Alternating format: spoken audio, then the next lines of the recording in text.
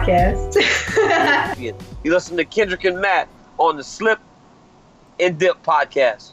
Oh, beautiful, man.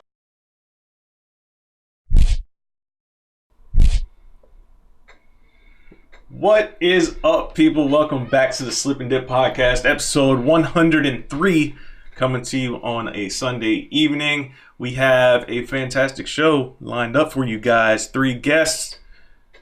One, Miss Tatiana Suarez, one of the best fighters in the world today. Currently ranked number 2 in the UFC strawweight division. She should be getting a title shot, but you'll hear more about that in the interview. We also have Mr. Magny, one of the best welterweights on the planet, on the show today.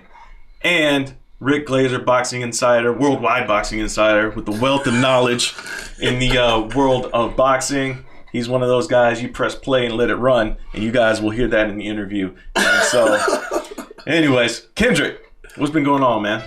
Man, long weekend, doing kid birthday parties, watching fights. I don't want to say disappointed, but the whole ESPN production for the whole Fury fight, y'all need to step y'all game up. Y'all, I don't call people terrible, so I just don't know. They were doing the most, but not in a good way. So they hyped up the intro. You just gotta see this walkout. Well, I'm thinking like, okay, it was a little different, a little flavor or whatever, but yeah, it would have been a lot cooler. I actually think the one he had, if you look at it, he's very. I got impressed with him. Remember when I saw Wilder Fury?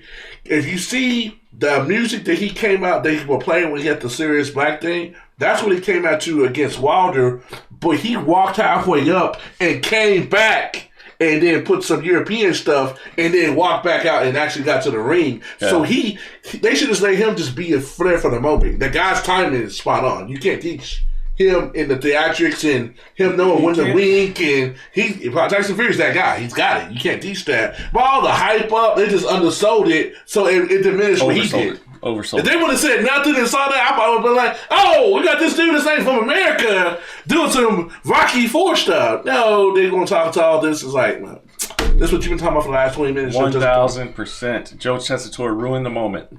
Joe Tessitore ruined this moment. It was a cool entrance, but I was expecting fireworks. I was expecting Cirque du Soleil. I was expecting a Drake walkout. I wasn't doing that. I think they're going to have like a bank belt or something, because the thing is, Pierce know what a lineal champion is. A lot of people do not. Yeah. They needed it in MMA. For all these MMA people talking shit like, oh, they be making up terms in boxing. You too need a lineal champion in your game, thanks to the way the UFC does business. Disagree on that, but okay, a lineal champion, somebody who beat the official man of that division, that is the man, i.e. Habib Nurmagomedov. He beat the man to become the man. So, therefore, you see somebody like Dustin Poirier, who is a champion, but he's not the lineal champion because he didn't beat the man. Right now. Huh? So, well, he's an interim champion right now. Exactly. So he's not the lineal champion. He did beat the man.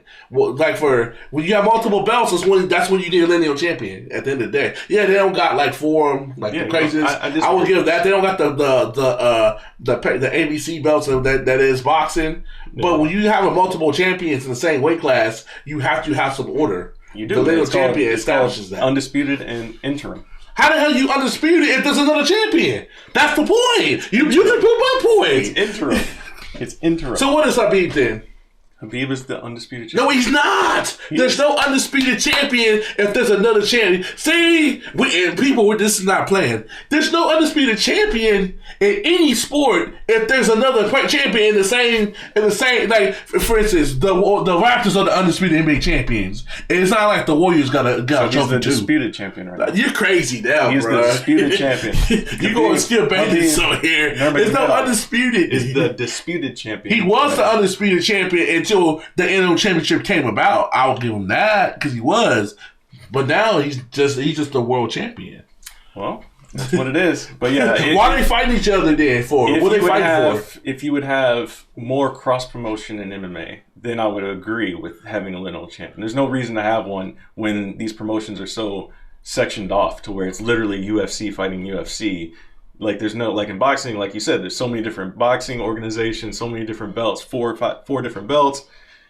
then it gets a little convoluted. It's not convoluted in MMA. I didn't say it was per se, but it like for when situations when there's more than one champion at a weight class, you have to have some order. You can't call somebody why we got 2 different champions in if it's undisputed. Well, that's why they're quickly solving it. Quickly solving it with this upcoming title fight in Abu Dhabi. Like Habib is right now not the undisputed champion at 154. Okay, that's fine. And 155 even. 155. But yeah, I mean, so what about the fight itself? What did you think about Tyson Fury's performance as we see him here channeling the Ali? His IQ was on point. Like, he did what he had to do, but like you see him slipping and dipping like the show. He basically studied the guy to a T, and boom. But if he does that against Deontay Wilder, like Deontay said, he said it perfect. He has to be perfect for 36 minutes. I have to be perfect for 2 seconds. And I believe that theory after watching that fight in person. Had they not fight, I've been like, that's like a lot of bravado. But after seeing how that fight went, he's exactly right. Yeah. I mean, listen, I didn't expect anything other than what happened. You think it's gonna be that quick? Yeah, I did. I thought he was gonna get like middle rounds, like 5th. No. I think it's gonna be that quick. Tyson Fury is that good. He's that good of a boxer. Deontay Wilder is the only guy that will give him pause, that will give him hesitation, the guy that he has to worry about getting touched with. I mean, Fury's a huge dude.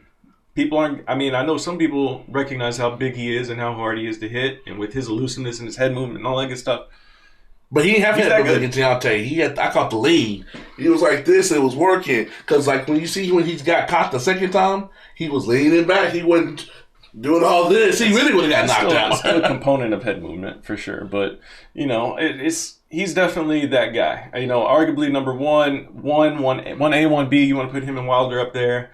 Throw Joshua Ruiz is, 3A, 3B right now, considering Ruiz worked Joshua. 3A, 3B. I mean, that's how you got to look at it right now. We'll see what happens in that rematch. If Joshua goes out there and gets wrecked again, then, hey, Joshua's got real problems. And Joshua probably doesn't fight after that. The behind the scenes stuff, I got the zone people hitting me about going to that. I'm going to have to go. If they do it in America, I'm going to it. Now, if they go to the UK, I can't do that one. But if they're in America, anywhere, your boy going to be there. Yeah. So other combat sports things went on. Bellator had a big card at MSG, and of course, despite the crazy ass bout order, at the end of the day, the headliner was Rory McDonald against who did he fight? Neiman Gracie. Who did he fight? The time the Gracie name, how it's like, I would say why was he in the cage with him, but it's like. He only had one path to victory, and it's like, no, not on me, bro. Well, he's a Gracie, and that's what Gracies do. They try to get fights to the ground. That's what Gracies do. And Rory, at the beginning of the fight, it looked like Rory was kind of just going through the motions. Yeah. It didn't seem like he was like autopilot. Yeah, and then all of a sudden he started turning it on. It felt like he didn't have a full grasp on the fight until like midway through the third round. It really didn't. Like he won the first 2 rounds, but it didn't feel like Rory McDonald type stamps on the round, It was just like he's barely winning these rounds. Then in the third round, he started turning it up. And he lost the very last round. I'll give that one to Neiman Gracie for sure. But he won. It seems like he's more motivated again, which is good because he was talking about retirement and never wanted to fight again after that last fight against John Fitch. So good to see that he's got some fire lit up under him. And as I tweeted out afterwards, he's going to have to go to that dark place to fight Douglas Lima, because Douglas Lima is going to bring that fire. We can go because we both saw him at UFC 189, but it's one of those things like, it's that once in a lifetime because you haven't been the same since then. He left part of his entire existence in that cage. Not part of his soul. Yes. Who won our MMA Live main event? I tried looking for it. I don't know. They were supposed to live stream Burt Watson's promotions. They were supposed to live stream it, and apparently the live stream didn't happen. But they are going to release it on YouTube in a couple of coming days. I do believe I gathered on a Facebook post if I can get that pulled up. That's good. But yeah, Burt Watson, for you guys that don't know, he presented his first MMA show on Saturday as well. We have interviews with the main eventers up on the YouTube page. So if you haven't seen that, go check it out. And also, go to slipanddip.net. You're welcome. Article up there as well. So, here's the post that was by, if I could get my... I thought he was going to have a suit on. Who, Burt? Yeah. Yeah, you know Bert. Bert's gonna Bert and do his thing. Bert's gonna Bert. He's gonna do his thing. But yeah, they had some. They posted up some photos here. Mike Constantino did on his Facebook. No results or anything like that, but a couple of photos from the event. There's Bert rocking his Bert Watson Promotions shirt. Apparently, it was a successful night. There's a picture from the main event right there between Jose Caceres and Michael Lilly. Well, let's see if they have any hand raised photos or anything like that. There's somebody. I don't know who that is. But yeah, apparently it was a good night. And as Mike posted, MMA Live was a success. 2,000 plus fans packed the Hard Rock there in Hollywood, Florida. Main event will be aired the entire event will be aired later this week. So follow Bert Watson on Facebook to keep up with it if you guys are interested in that, and you'll get to see how all that unfolds. But back to Bellator real quick. A couple of other things that went down. Shout out to Chael P. Chael P. calling it a career after his loss. Former guest on the show. To Lyoto Machida. Yeah, I've been on the show. Good career for Chael, man. Listen, Chael has paved the way for a lot of things in this MMA game. Mainly, as he said, the entertainment era after the fact in the post-fight interview. And I agree with him on that. He never achieved that goal of becoming a champion, which, you know... Yeah, you don't like making promises to folks that will come through. He got really close. Got really close a couple of times. You know, he had his opponent miss weight in the WEC, which caused him to not be able to take home a title, which is weird in its own way. But, you know, got close against Anderson Silva. Literally seconds away. One of the best fights of all time. He would have had that moment of carrying the belt. He would have had the photos, but the fight would have also been overturned because he failed that drug test. Just don't forget about that, people. And then we asked him, I was high as a kite. But hey, he is a fantastic troll, one of the best promoters, one of the best self-promoters in the game. I guarantee you, guys like Conor McGregor took notes from him, you know, that really elevated. He gave guys a lot of things to take home and really use in their own careers, for sure. So shout out to Chael on a great career, one of the best to ever do it. Do you think he goes to the UFC Hall of Fame? In a lot of ways. So there's no MMA Hall of Fame? It was an MMA Hall of Fame he'd go in. I don't know if he'll go in the UFC Hall of Fame, but then again, I mean, they put people in the UFC Hall of Fame just because Dana White wakes up and is like, hey, I want to put so-and-so in the UFC Hall of Fame. That's how the UFC Hall of Fame works. So, you know, maybe. Definitely one of the best mouthpieces in the history of the sport, for sure. Epic trash talking. So we'll see.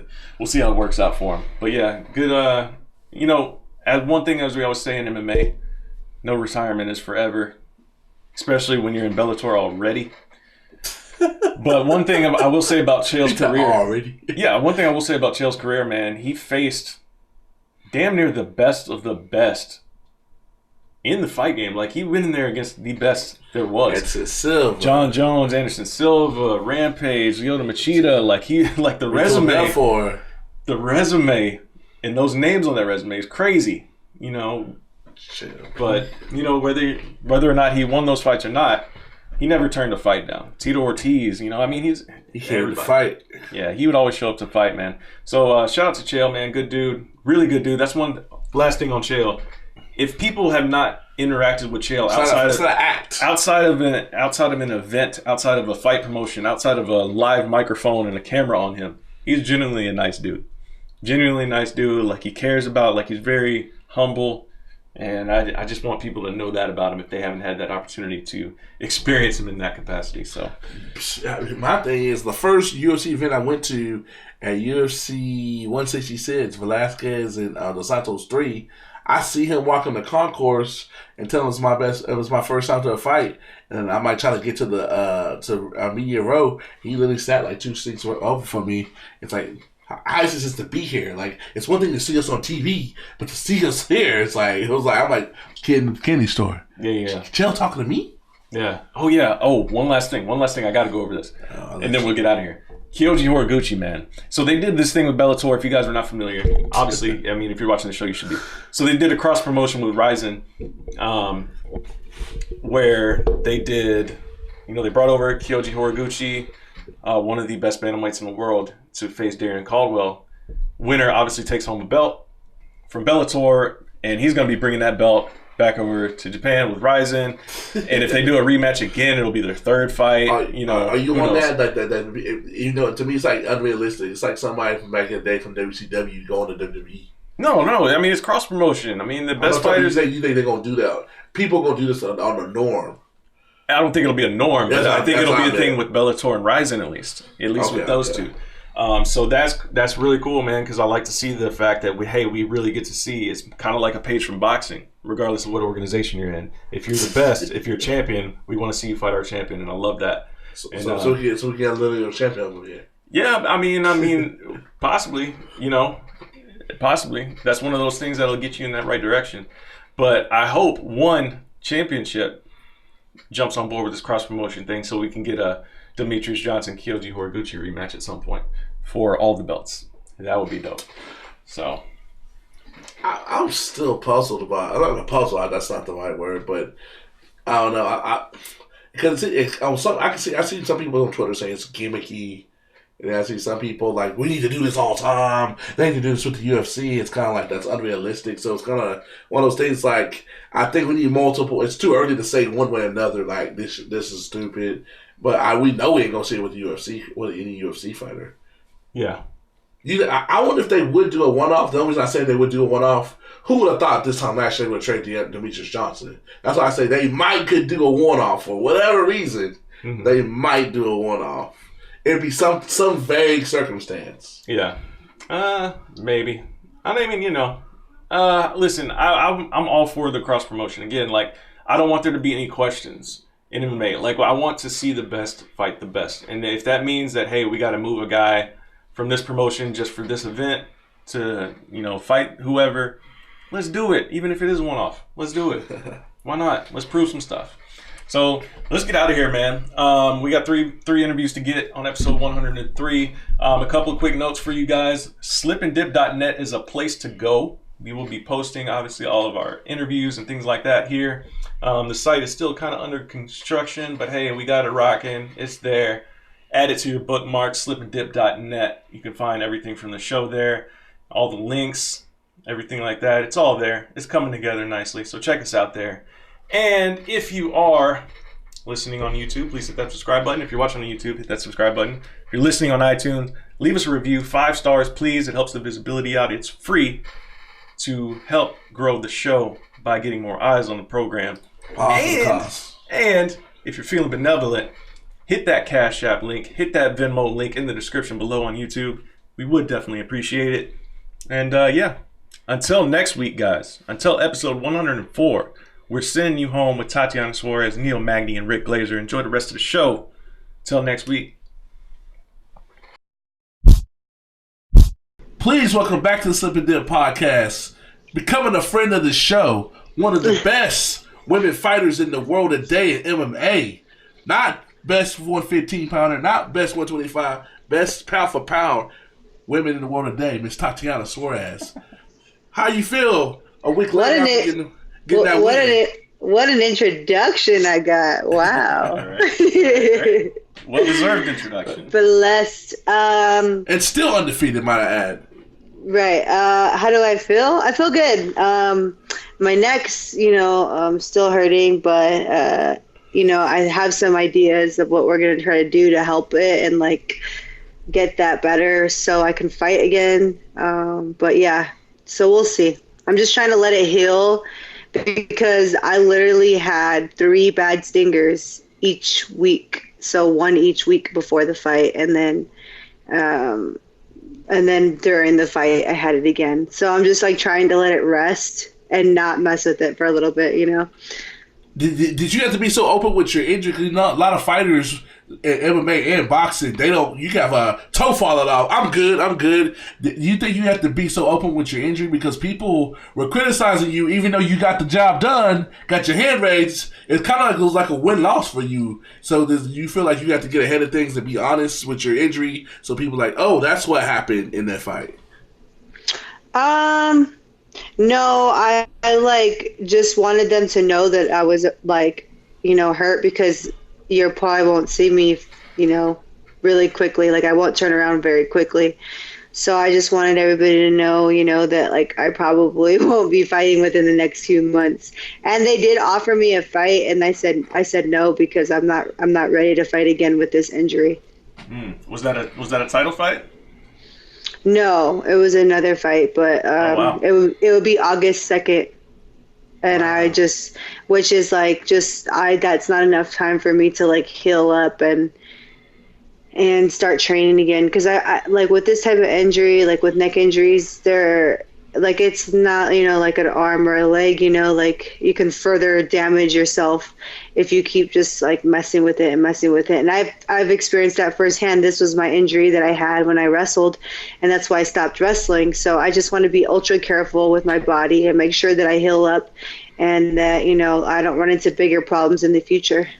Okay, because it was seeming like, I guess a lot of people were expecting, the outcome of this fight to dictate who was going to get the next title shot. Obviously, if you went out there, got a finish, looked spectacular, all that, then you would get that offer. But apparently, from what you're saying, it seems like they already had it made up that they were going to go with Zhang because of the whole China card and everything like that. I had a feeling they were, that's why people kept asking me, like, do you think this is a title contention fight? And I said, I don't know, maybe it is. They said it was, but you just never know with them, and there's a prime example. But also, I didn't show everything that I could do, so I could understand why they would go with somebody else, because I just really didn't have a great performance because I had a lot going against me. So, it's fine. I don't care. It's not a big deal. I'm not here to like moan and groan about not getting a title shot. Like, I'll just show it in my next outing, So it seems like your mindset is it's a matter of not if, but when you'll get your title shot. So they will have to give it to you sooner or later. Or, well, I guess you earned it, I should say. Yeah, if I continue to, have success and just go out there and do what I need to do, and make sure that I'm healthy, then I think, eventually I'll end up getting the title shot. I mean, it's really inevitable since, if I'm doing what I need to do, essentially. Yeah, absolutely. And so, like, I mean, I guess the good thing is that, with this neck injury, it's not a thing that's going to, like, require surgery or anything. Like you were saying, it's something that's kind of stuck with you throughout your career. Well, I could have surgery, but that's not very good idea to have that kind of surgery on your neck when you're still competing. For sure. That's something you do when you're done and you're just going to be in you don't want to be an athlete anymore. Gotcha. Yeah. So, I mean, obviously, like you said, after the fight, you hurt it in the first round of that fight. So how much, like, really did it, like, affect what you were able to do in there? Because a lot of people were still saying, like, hey, you're still doing a lot of things really well. But then, of course, you had the other people that were like, oh, she's supposed to be running through, Nina, and, like, she's supposed to be mauling her and all this kind of, people talking crazy. Like you tweeted out after the fact, it's crazy how people turn on you when you don't completely dominate, or however, paraphrasing that tweet you sent out. But I really said that for like a lot of the people that are like people that I know personally. I don't really care. Like, like I think I saw a lot of people, kind of say some stuff that I know personally. So I'm like, okay, like I see you, like, but it wasn't us. So when I see you, don't act because I'm not fake, and I will tell you straight to your face, like, I saw what you said about me, and I'm not gonna be messing with you. You know what I mean? So like I'm not fake like that. Like I won't act like everything's cool between us if you want to be a fake. Gotcha. Okay. Is that the feisty Latina in you on the low? Yeah. I mean, yeah. There's quite a few people. I'm just like, all right, but you know what? Like, it's cool because I have a million other people that are true, and like they really believe in me, and but I just want the people to know, like, if I act different around you, don't think it's because I'm just acting different. It's because I know what you said. So just, are you talking about fellow contenders in your division that you have been nice to in the past, or? No, I'm talking about like certain There's just certain people I can't. Gotcha. I'm not gonna name names, you know. And I'm not messy like that. I'm not gonna name like I know so and so, but you know. Yeah. But I know. She like those studio gangsters. Is it weird like to be still undefeated? You on a big stage, you got your hand raised, regardless of how quality of a performance was. At the end of the day, it's all about getting your hand raised. But you have to like, kind of like defend yourself as if you lost or something like that. Is that kind of odd to be in the position you're in? Yeah, it kind of. Well, it was just really, it was really frustrating for me because like I know what I'm capable of, you know, and I just wasn't able to do anything because I felt so much pain throughout the fight. Like it was literally like my first shot. So like the entire fight, like it was like stinger after stinger after stinger that was happening. Like she would hold, like I would just go to posture up to like throw some ground and pound, and it would just like shoot down my arm and up my face, and so it was really frustrating because I was like, wow, like this is like very scary because I don't know what's going on in there. I don't know what could happen, you know, like. So I was just very like, I think I was also nervous from what was going on with everything, like my nerves going crazy. And also, you know, like, it's just like, it's kind of scary when you don't know what could happen to you. You know, you could end up like paralyzed or something. I don't know, because I don't know what's going on in there, you know? So it was very like frightening. So yeah. Is that why you have to apprehend look when the fight ends? You don't have like that regular. Like usually, I won't say you have a smile, but you have like a certain calm, kind of cool, collective like demeanor about yourself when you're in the cage. But you kind of have this like, what just happened? Is that you kind of have that puzzled look when that? I had more like I've survived kind of look. Yeah. Because I was just like, you know, like. The last round, I kind of was really like almost checked out, really, because I was just like in so much pain, and I was like, well, I just, you know, I won the first 2 rounds, and like I just need to be smart, essentially, you know, and try to take the least amount of damage. And then like the last 10 seconds, I got like flurried on, and that was because I relaxed, and I was like, well, that was stupid, but I mean, you live and you learn, you know. It's like. You got to always be ready no matter what, you know, so. Yeah, for sure. So, like, as you're sitting here right now doing this, like, how much pain are you in just sitting here doing this interview right now? Like, does it hurt, like, when you're just being still, or was it when you're, like, actively doing things? No, it just throbs, like, while I'm sitting here. But, like, if I start, like, doing some stuff, like, you know, working out in terms of, like, any type of wrestling, even striking, like getting hit hurts. It like shoots pain down my arm and my face and stuff like that. So anything like that, like it's just it's pretty rough.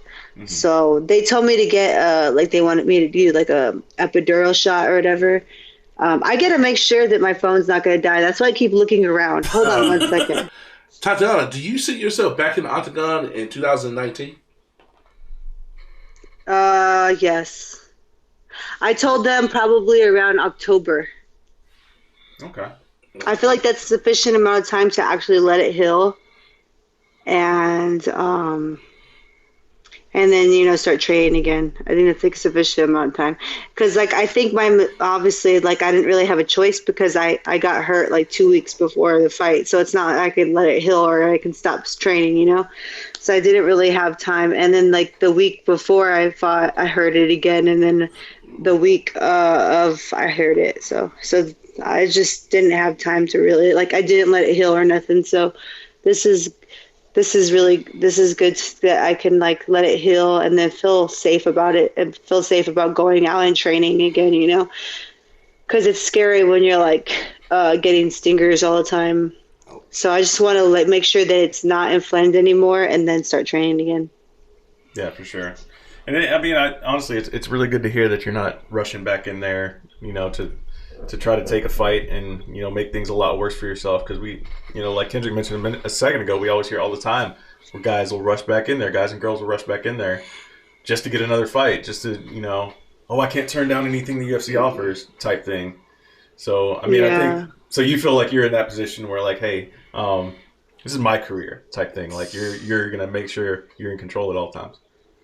Well, yeah, I mean, this isn't their body, like they're not the ones that have to live with this for the rest of their life. I do.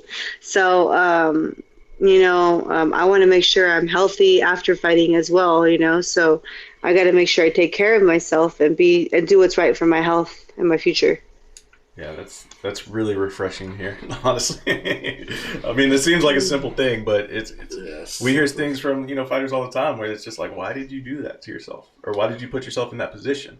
So. Yeah, well, the last thing I want to do is make things a lot worse, especially when you're talking about nerves here. Because, even from just the couple weeks that I've had these stingers, this left arm is like, it's hard for me to, like, flex it. Like, I can't flex it because of the nerves, because of the impingement. So I'm like, if I continue to train like this, like, what's to say that this isn't going to atrophy over time?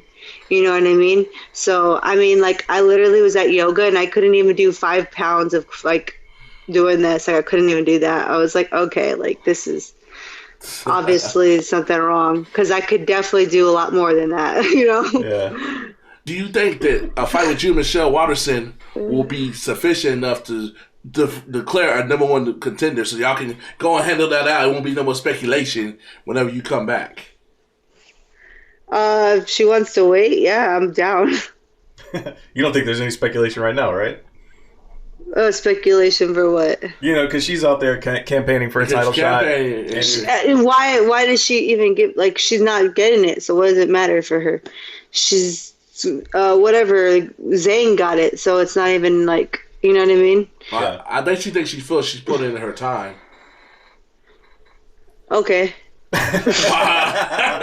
I'll just put that there. Yeah. I mean, I honestly, like, I felt like, we were kind of going back and forth about little things. And at this point, I just do not give a shit. Like, I don't even care. Like, whatever, you could say what you want, but cool.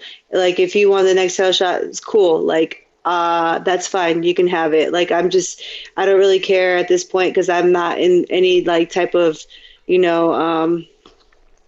not in any position to take the title shot right now. Anyways, I'm not fighting for it. Someone else is fighting for it. Mm-hmm. So I just need to get better and then focus on the next bout. And that's pretty much it, So, I mean, she was like, it was kind of stupid though. 'Cause like, she was like, I'm number 7. And then Dana's like, oh, you're too low. And then they pick a number 6. And I was like, what the heck? Right. Yeah. It's funny because, they did the whole thing with going to the China market, and they're even announcing like that academy or whatever that's going on. So, I mean, it's like a regional thing to, push for the regional fighter. And I say China as a region sounds kind of crazy, but, it is what it is. Like, that's why we are where we are. But, rankings be damned in this instance, for sure. But, again, you're dealing with an injury. But yeah, I wouldn't have cared if, like, she had got it over me anyways, because I can't fight really, so it doesn't matter. Yeah. So I wasn't gonna be like, oh, that sucks that she got it, because I mean, I would have been like, cool, good for her, Yeah, for sure. Yeah, no doubt. So, like, what's so what's your day-to-day looking like right now? I mean, obviously you're trying to take things easy, trying to recover. Are you, not training as much? Are you watching a lot more Netflix? Like, what's going on at home with Tatiana right now? I've been doing, like, a lot of, like, yoga and stuff like that. So it's trying, and then also, running. I love to run and stuff like that. I like biking. So I've been cycling a lot. Basically anything that I can do that's not going to aggravate it, something that will keep me preoccupied. I'm a very, very, like, I'm very, like, high strung in terms of, like, my energy levels. I need something to make me feel, like, kind of calm me down a little bit, because I get very impatient. I'm like, oh, I want to fight, and then I'm like, well, I can't fight, so I got to do something else, to, like, make my mind, like, I'll have a lot of things in my mind. Like, I'm always constantly thinking. So I'm like, okay, well, I can run, I can bike, I can do yoga. So I just do stuff like that to, like, make me not crazy and feel like I'm doing nothing. Because you know what I mean? Like, yeah, I don't like to do nothing. Like, I can't do that. Like, some people just don't work out at all. Like, I go nuts. Yeah. Yeah. The people you were talking about earlier that you said that you thought were friends and stuff, you think is as a whole people are criticizing your stand-up game for the way Nina was successful in that third round.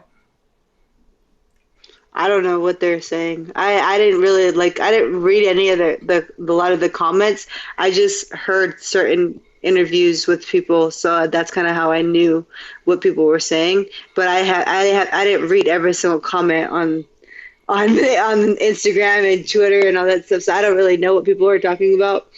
But I don't really care because I had one arm, so. Yeah. My arm was numb the entire fight. How you gonna judge someone who has literally like one arm and can't feel it? Yeah. Cool. I hope you judge me based on my one arm performance. That's like some fine words right there. Yeah, your one arm performance where you dominated 2 rounds and got clipped in the last few seconds. I mean, yeah. Yeah. So I think that. And you know what? And it goes to say that like she's the number 3 ranked strawweight in the world, then you get I mean, it's not like she's numbered 50. Like what the heck? Right. she's a tough opponent. So, and I still had success. 100%. So what did you talk to Dana? Have you talked to Dana since then? I did. I was just like I was sorry. I didn't have a good performance. I can't really do anything about that. But I said, I tried with what I had, and it is what it is. Like, man. And he was like, what? He's like, I thought you did great. So, cool. Yeah. That's good. Yeah, it's good that he's like being pretty lenient and supportive, I guess, But yeah. From what I guess in that situation, you really can't be, especially knowing that you're injured, and like you said, for somebody to say that you had a bad performance, I know you're going to be always hypercritical about yourself because you want to do the best that you know you can do. It's still a damn good fight for you, I think.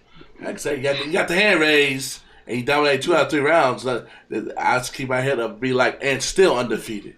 Right. My boyfriend was like, why are you so upset? He's like, I thought you did good. I was like, are you kidding? And then I cried more. Oh, no. He's trying to recuperate you. But you know what? I've been like that for a very long time. A lot of people don't realize, a lot of people think of it as I'm just being arrogant, saying I didn't do a good job and stuff or whatever. And especially the times where I win and people are like, she dominated the whole fight, but then she's gonna say she didn't do their best. And but I get that from my mom. My mom, when I was really young, my mom was very hard on me when it came to wrestling because I was in a male-dominated sport, and a lot of the people were talking smack about me all the time because I was a girl, and they didn't think I belonged there. And so my mom constantly told me, you need to go out there and dominate these people because they don't think you belong here. You need to go and if you don't dominate these things, you're never going to be a champion, So she was like that with me a lot. So I've learned to kind of be like that with myself. And it's not it's kind of bred into me and my mind and my mentality, and I can't help it. It's not, but I know what I'm capable of, and a lot of people know what they're capable of. So it's just, that's kind of how I am. I can't change that about myself, really. For sure. That's how you wired. That's why you build a lot of circles I've been hearing about. It's like, man, Tatiana's a future champion. Do you feel the pressure with that kind of being anointed on you? No, I mean, I put that pressure on myself every day. I tell myself I'm going to be the future champion. I think a lot of it is there's a lot of pressure that I didn't really realize that I had until after my fight. And I think it was even more difficult for me because I hadn't fought in a long time. I think it was okay, let's see. So I fought in September, right? So October, November, December, January, February, March, April, May. So God, that's 9 months. So, I mean, I'm thinking about it now, and the fact that, I hadn't fought in so long, and then I was feeling good the last few weeks, and I hadn't really got any type of injuries, and then I hurt my neck the last 2 weeks, and I was just like, okay, like, and I thought I'd be fine during the fight, and then I wasn't. So I just kind of felt like I was really sad that like that was what I had to show after 9 months, you know. I think that was like the hardest part for me because I had waited so long to fight. And then I just didn't have the performance that I know I could have had. So I was really disappointed in that. Because that's like for me, fight week's everything, you know. I think someone even posted about it, like, oh, Tatiana likes everything from fighting to the weight cut. And it's true. And I just love everything about the fight week. But I was really sad that it was over. And then I didn't have a performance that I know I could have had. So I think that was very disappointing for me. So let me switch gears on you a little bit, considering how you're not getting the next shot, obviously, for obviously reasons that we've been talking about for most of the show so far. Let's say something crazy happens where Andrade loses and then they do a rematch or something like that, and you're looking at waiting to get your title shot, like because you were already offered a different fight. So let's say they come with you with another fight when you're healthy, and then you have to end up waiting even longer. Would you even consider jumping up to 125 and taking on Valentina? No, not Valentina. Okay. I can't challenge it. I can't challenge it. That's not fair. You know, I don't think that's fair. We're talking about the number 6 jumping you, so what's really fair right now? I've never fought at 125, so and then like there's so many girls at 125 that are like, you know, trying to get and fight Valentina. That's not fair. I need to prove myself at 125. I need to go up in weight class and prove myself. That's how I feel like it should be done. I think a lot of times, a lot of times they just jump over to one whatever thing, and then they go and they fight whoever. And I'm like, that's not cool. Right. You know, I believe that you should like earn your spot in both weight classes because there's different people in different weight classes. That's how I believe it should be done. I don't think there should be cuts in the line. No cutters. I like it. You're trying to restore some meritocracy to this game. Don't get this man started on that. I love it. But, you know, say I do go up to 125 and I have great success there. You know, I would love to fight Valentina. I'd be honored to fight her because she's amazing. But I don't want to just skip a line, you know, skip in line. So I would love to go up there and have some fun at 125 though. Like I feel like I would have great success there. I feel like I wouldn't have to worry about cutting any weight really because I walk around at 130. So, you know, basically the fight week I would just be like a couple pounds really, you know, like, cause I mean, once I get in camp, I get down to 28, you know, 128, 127. So what, I'd cut like a pound. Yeah. Woohoo! Yeah, no doubt. Yes, you know, and I would love that. That would be awesome. I would just really be focused on fighting and not any type of weight cut. Yeah, so you speak his language over here. Yeah, so let's say like again that scenario. So you would want to take at least one fight at 125 before you get a crack at that. Yeah, at least one. Yeah, I mean, yeah, at least one. Just because I would like to see how I'd feel there, and like I said, I feel like I should earn my way up there. Man, in the weight class. Meritocracy is so lost these days. It's so refreshing to hear this.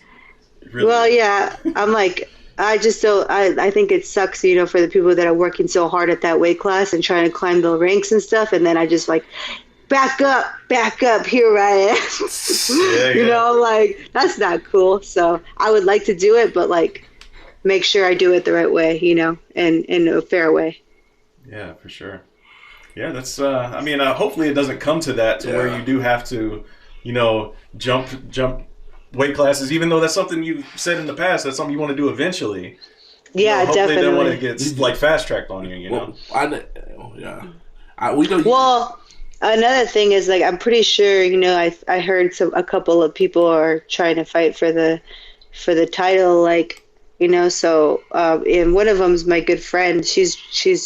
She did really well at 25, and so I think, you know, she should get a title shot soon. I don't know if they're going to give it to her or not, but Caitlin Chukagian's doing really well there.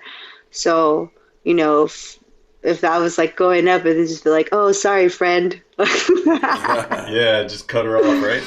I mean, you know, yeah, she is doing really good. She, you know, the crazy thing is that I was saying this all before the last fight that she had was like, the winner of this curtain jerker is going to get a title shot, which is crazy. The first fight of the night, that winner could get a title shot. It's just crazy to think. Like, if that fight is that important, that fight should have been higher up on the card. That's all. Yeah, I thought that was really weird because she's, you know, she's number 2 or something like that in the world at that. Yeah. So I'm like, that's weird, you know. But hey, she freaking did a great job. She's amazing. Yeah, that's good. She started off the show with a bang. Do you have any aspirations of being a champ? Like Henry Cejudo, Daniel Cormier, Conor McGregor, they'll get your name on that very, very short exclusive list? Or you don't care as long as you get UFC belt around your waist anytime, any place, in what division? Well, I want to, you know, focus on one at first, you know, but definitely have aspirations to do both, you know. But yeah, I think it's possible for me to pull that off one day. Absolutely, yeah. I think it's something that you can accomplish, and I think you will accomplish. It's just a matter of time of getting it there. Yeah. Getting your body healthy first before you don't rush into anything. You got time. Yeah. You got time. But you know what? This was really cool experience for me because, like, I think for me this was like better learning experience than anything I've ever had because I really had to like overcome a lot of things, you know. So I thought this was actually like, at first I was really upset, obviously, but then I like started to think about all the positive things that came from it, and it was good. I was like, you know what, this is a great learning experience for me, and I'm grateful. I feel like, you know, God doesn't make mistakes, and I feel like this was put in my path for a really great reason, and it was kind of to show me, you know, like, there's going to be true people around you and there's going to be fake people around you. And then there's, you know, you can't please everybody, but then also, you know, I've always been humble, always, but even more to stay more humble and to make sure, you know, and then also don't relax the last 10 seconds of a fight. That's another one. And then, defend yourself at all times. And then just, you know, I think it was just good to like overcome some adversity, you know, in a fight. Like, that's pretty cool. I like that. If anything, like, it should show that I'm tough, you know? Oh, that's something you never want to prove. I'll You'll never need to know that, yeah. I don't need to question that, no. No, I mean, like, some people are like, they never see me, you know, like, overcome adversity, so they probably never know, like, hey, can she make it through some type of adversity? And I did. So this is like, all right, she can do all, you know, she could be dominant and then also overcome said adversity. So it's true, because a lot of people will be talking about that going forward. They'll be like, oh, she survived the, you know, the late surge from Nina in their last fight. That's going to be a talking point for sure next time you get out there. So, I mean, I guess it's something good to have. It's just something you don't want to prove all the time. Yeah. Hell no. Yeah. we always say on this show, getting hit is not cool. Because everybody hell no. People are always like, why do you go to the ground so much? I'm like, isn't that the point, to not get hit at least? Right, exactly. Exactly. All right. Why do people want to get hit in the face? I don't know. Just because you're a fighter does not say, hey, punch me more. That's true. It's very true. Like, people keep telling me, don't try to be like a stand-up fighter. And then I kind of did, because I was like, I shot a couple times, but then I was like, I don't really want to go down to the ground so much. I was like, maybe I should just try to do this for a little bit, even though I had one arm. I was like, I could figure it out. And I did, and then I was just like, this isn't that bad. But hey, it is what it is. It was cool, because I was like, I could try to shoot again, but I was like, no, I kind of want to, like, I kind of just wanted to feel how it feels to kind of be on your feet a little bit, you know, like, kind of, you know, just, I don't know how to explain it, but I, like, if I really wanted to take her down, like, I could have put forth more effort, but I was just like, I kind of want to feel like especially like being the third round, you know, like, that's usually when people want to wrestle more because they're more fatigued. but I was like, no, I kind of want to stand. I kind of want to move around, kind of see how it feels to just kind of be, on my feet. I don't know. Yeah, and that's crazy. You kind of had that thought, even though you were hurt too. That's kind of crazy. But I mean, hey, it shows that you're not scared anywhere the fight goes. I guess that's a good thing as well. So yeah, it's good. It's good to have confidence wherever the fight goes for sure. But But I did notice one little nugget on one of these little interviews you did recently. I picked up that you are interested in, like, you have a thing for crime dramas. Oh my God. Where did you hear this from? She's bad breaking news up in this morning. No, I'm not breaking news. I read it in another article. So, I mean, tell us. What's your one? What's your go-to? What article is this? On UFC.com. Oh my God. I watch this stuff all day long. So I could tell you, like, I watch Dateline. I watch Buried in the Backyard. I watch Ice Cold Killer by Ice Cube. He's the shit. I watch a bunch of stuff. Like I watch Snapped. I watch a bunch of documentaries. I listen to podcasts. This is how obsessed I am with crime. Not doing the crime. No. No. Right. Just the crime in general. Like I love it. And like it was kind of scary, like not scary, but it was funny when I found a podcast on it. And there's multiple podcasts. I had no idea, but they basically just go over murders and stuff like that. And I'm always like, okay, so I'm not the only one that's obsessed with this. Like, so it was kind of cool, but I just think it's like the most vile thing you could do.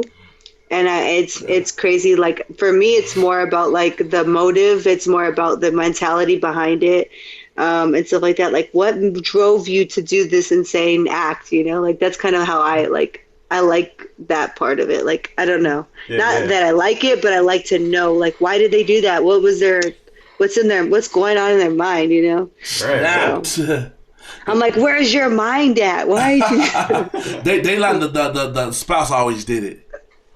The what? The spouse always did it. Yeah, well, sometimes, but sometimes there's just like crazy people that just did it to do it, or like just random people, or the spouse hired somebody, or the guy was obsessed with the girl. I mean, oh my God, it's ridiculous. Yeah, have you watched the documentary on Netflix about, or it's not a documentary, but it's a miniseries about the Central Park Five? Did you see that yet? What's it called? When They See Us. Yes. Okay, so I haven't. So don't say nothing. But I'm gonna watch it tonight probably. But I'm like really excited, like super excited about it. I'll tell you what, it's amazing. And the first episode is an hour long. It took me over an hour, or over 2 hours to watch it. Like, it's that intense. Yeah, got commercials and all that in. Would you like stop it or something? Yes, I would have to pause it and walk away because I was getting so pissed off and getting so frustrated. It's essentially a horror movie for Black people. Let me put it that way. Oh my God. It really is. My boyfriend's gonna love this. Yeah, it's powerful. It's give him a heads up. He's gonna be like, I need a break. I'm like, what? Why? Yeah, it's that intense. It's powerful. I mean, you'll love it. But yeah, so I had to ask about that since I saw that reading about you. I watch a lot of stuff. I've watched like Jodi Arias, the crime. She's nuts. The Lorena Bobbitt. Literally, like everybody you like know. I've literally heard two. Like, I'll watch one show and it'll tell the story of that show or of that murder, and then I'll watch a different show and I'm like, I already saw this one. It's a completely different show, but like I'll still I've heard it already, and I'm like, dang, that's when you know you're running out of murders to watch. That's how Dayline is. That's what they have something. You look on the info, it'd be like 4/16/18. It's like it's 4/19, boo. Yeah. Dude, Dateline is like insane because like some people will be like, oh, like I know like one girl, she's like, oh yeah, I was picking up a hitchhiker, some girl I know, and I was like, what? Yeah. I was I was like, don't you watch Dateline? Yes. Have you ever turned on a TV? Hey, you know the motto, Tatiana, don't watch alone. Yeah, no. I'm like when one time I ran out of gas. Like I don't know why I didn't know that I didn't have gas, but I ran out of gas, and I was like sitting there, and somebody pulls up, and they're like, "Do you need help?" I was like, "No, I watch Dateline."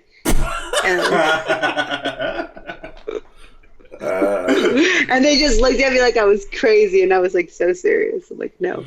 Dang. And they also didn't know that you could, give a nice power double if you needed to. I was like, okay, I'm good. I'll wait for AAA or something. Yeah. Wow, that's crazy. That's funny. Yeah. So people, if you did not know that about Tatiana, now you know. Don't mess with her. She watched Dayline. She ain't the woman to mess with. My boyfriend gets worried. He's like, "Why do you watch this all day?" And I'm like, "Don't worry, I'm not gonna kill you. I just like the show, Yeah. But he's like, a disclaimer.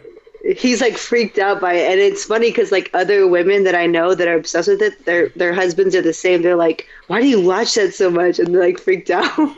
Yeah. Just tell them you're watching to get notes on what they may be trying to plot on you. I gotta know what signs to look for. What time? I know, right?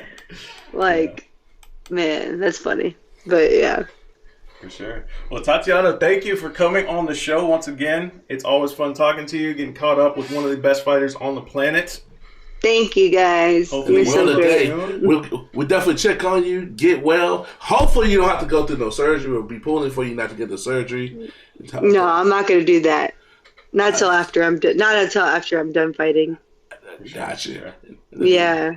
Well, definitely get well. We like your attitude. You swinging on your haters and congratulating your congratulators. So you coming out. Yeah, sometimes I'm like very quiet about the way I feel, but I was like, you know what? Like, no, I'm gonna start saying some stuff sometimes. Not all the time, but once in a while, I'm just gonna be like, pop one out there, like. Yeah. I'm nice, but don't take advantage of me. Hey, those some crazy tweets out there. So some certain websites they'd be like, like Conor McGregor or something. Conor tweeted, put out 3 stories. So hopefully you get that level. Tatiana tweeted, do a story. Yeah. I mean, yeah. I hope not. I don't want to get too much bad publicity, but they do stories in a tweet. That's a good thing. That means you. They're gonna be like they're like Tatiana arrested for stomping someone's phone. Yeah. Just don't grab anybody's phone. Start stomping on it and throwing it across the parking lot or whatever. That would not be the press you want. No. Definitely not. Definitely not. Yeah. That's the press he's getting. That's why I was like, no, I don't want that. Right. For sure. He's a little out there, but hey, that's why he is who he is. Yeah, no doubt. With that kind of, I guess, personality comes a lot of money, a lot of fame, and a lot of craziness. So. Wow. Yeah, I'm gonna be like, oh yeah, where are you at? What's that girl's name? Demi Lovato or Debbie, right? Demi. Yeah. Demi, because you know how he's calling out that guy Wahlberg. Yes. So I could be like, yeah, Demi, where you at? Oh my gosh. Yeah. Oh my god. I tell you what, you keep climbing that ladder the way you've been, you're gonna start seeing all this crazy stuff. People are gonna start taking stuff out of context. It's gonna be the madness. TMZ is gonna be rolling up on you out of nowhere. They're gonna get this quote from this Slip and Dip podcast and like post it somewhere, and she's gonna think I'm serious or something. Yeah, exactly. So when that happens, remember the guys that gave you the plan. Right. Oh my god, it's funny. We put you on game. We're trying to prep you. Well, we'll let thank you guys. Yeah, we'll let you get back to the rest of your evening, and again, heal up and everything, and we can't wait to get your rest. Thank you. Thank you. I appreciate it. We appreciate you, buddy. Please welcome to the Slip and Dip podcast. Friend of the show, one of the best UFC welterweights in the world. And one of the nicest guys that you come across to. You see him at a fight. Holler at our man, Neil Magny. Neil, thanks for joining us, brother. Yeah, no problem, man. Thanks for having me on again. Man, give some insight to you. You had a long 2019. Man, where do I start? I mean, most recently, just with the whole ordeal going down my fight, and then having the whole ordeal go down with USADA and all that nonsense, and more recently, got some positive news. Find out about to have my first kid in January. So, been on a little bit of a roller coaster ride to 2019. Congratulations to the kid. So you just been busy outside the cage. Yeah, right. I mean, one of those guys that kind of take advantage of every opportunity that presents itself. I mean, I couldn't go out and compete, so I made the best of it could at home. Right. So yeah, happy Father's Day as well, I guess, right? Oh man, it's been kind of crazy. Yeah, that's awesome, man. That's awesome. When's he due? January 24th or 20th, something like that. Okay. January. Okay. Cool. So are you hoping to get back in action between now and then? I know the whole USADA thing is still shaking out, right? Yeah, I mean, absolutely. I mean, definitely the plan is to get back in there as soon as possible. But going through this process of USADA right now, I mean, it's pretty unsure how soon that's going to be. Okay, so get some insight to the new way things are going, because it seems like the UFC's like no, and they put it all on you, or not just you, but the fighters to put all this stuff out here. Yeah, I mean, it's tough because at the end of the day, they try to balance it and do what's best. I mean, before you would see the headlines come out that so-and-so got pulled from the fight due to potential positive finding, and automatically once that headline hit, most people would just get a lot of backlash. I mean, they'll be getting called cheaters, everything else, and it's pretty hard to play damage control at that point once that's already out there. So recently, USADA and UFC decided that they're not going to be the ones that disclose whether or not a fighter got pulled from the card based off of a drug test. They'll leave it up to the fighters and the management teams to do that. So in my case, when it came up that a potential failed drug test was going to cause me to get pulled from a card, I couldn't hold back but to tell the truth. I had to tell all my fans, all my followers exactly what was going on and what was happening. I mean, I couldn't sit back and lie and be like, oh, yeah, I rolled my ankle. I should be back in a couple months. I mean, I haven't lied throughout my career. I wasn't going to start now based off something I didn't like or didn't understand. Yeah, so for people that don't know the whole situation, you're supposed to fight Vicente Luque at UFC Fight Night 152. This whole thing pops up, and you get pulled off for dihydroxy LGD 4033, which is a very long name, very long. Nobody knows what the hell this is. No, but it's supposedly an anabolic agent, and you have no idea how this got into your system, right? No, I mean, that's the tough part. I mean, it's such a trace amount, such a small amount. I have no idea how it can possibly even get in there. I mean, at this point, I'm literally getting every single supplement in my cupboard tested and see if any of those come back and test positive for the same substance.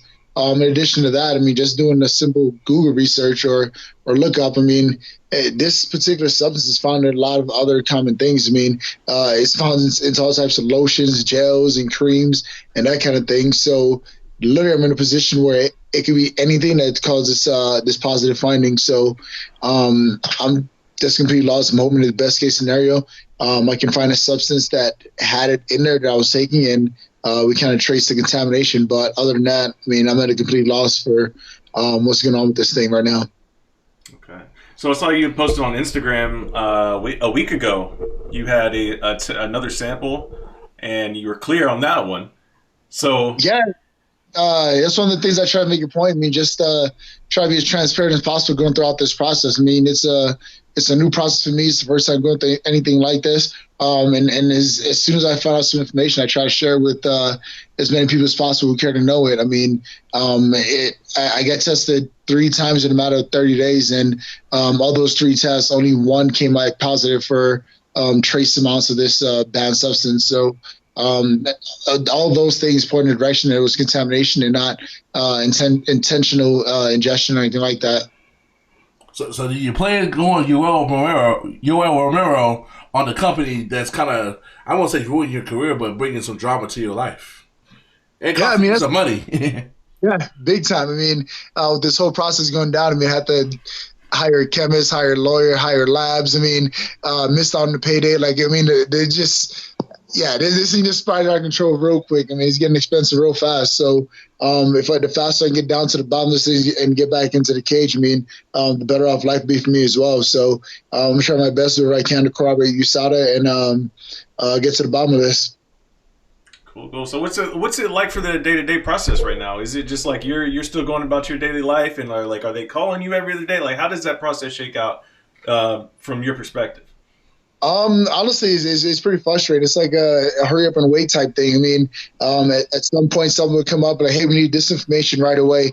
I'll do my best to get that information out there as fast as I could. And then it's a matter of like, all right, we'll get back to you in 10 days, in 6 days, in 7 days. So it's been pretty long and tiresome so far. I mean, I thought it'd be something as quick as like, all right, we need this. We'll get, as soon as I get over to them, I get a response away. But it's like a minimum 5-6 days in between before I get the next communication with USADA as far as what the next step's going to be. Hey. How much does this highlight how bad UFC fighters need a union? It's kind of weird because right now, like, even though I'm going through this whole thing with USADA right now, I'm still one of those guys that will push for the need for a company like USADA being in the UFC. And being in the union, I'm not sure exactly how that'll play out for this whole thing. I mean, does it suck that I'm having to go through this right now? Yeah, sure, absolutely. But at the end of the day, I mean, it's for fighter safety. I mean, if I had any kind of advantage whatsoever over my opponent based off something else found in my sample, I mean, just for his safety, it would be best if they pulled the fight. So even though it's unfortunate that I'm having to go through this and it's a very low amount that ended up being found in my sample, I mean, fighter safety is one of the things that was being taken into consideration first and foremost is why they ended up pulling the fight. Yeah, for sure. I mean, it's frustrating, man, because like you said, you do want to have a clean sport, and there's really no perfect way to do it, I don't think. There's so many different supplements, so many things that, these companies like USADA have to look out for. Like, things like this are going to happen, essentially. I hear a lot of people wanting to just advocate, like, saying screw it all and just, like, just let whatever go, which is crazy because, you don't – I mean, we're talking about people's lives in there. We're not talking about hitting a ball across the field, We're talking about punching each other and kicking each other in the head. Massive difference.